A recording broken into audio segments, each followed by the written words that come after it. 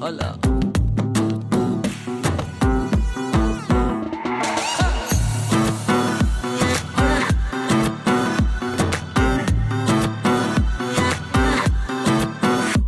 ما یه مدتیه که اتمی رو دادیم ولی درگیر تحریمای زیادیم. رفتیم توی برجام آروم با یه لبخند باختیم، ولی حالا دیگه نپرس تو چند تحریم میکنن مبادا که پر رو نشیم، کم مونده تو این مخمس دیوونشیم.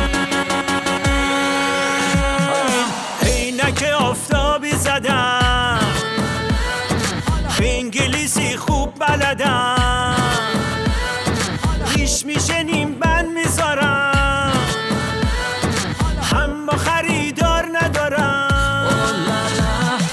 عینک آفتابی زدم، انگلیسی خوب بلدم، ریش میشنیم بند میذارم، اما خریدار ندارم.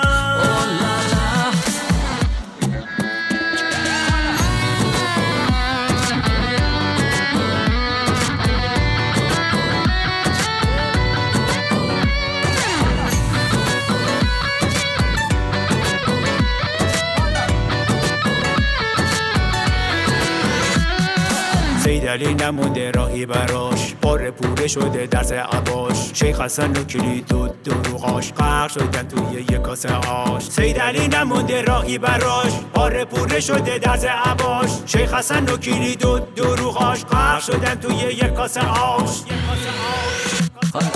عینک آفتابی زدم، انگلیسی خوب بلدم، ریش میشنیم بند میذارم، اما خریدار ندارم.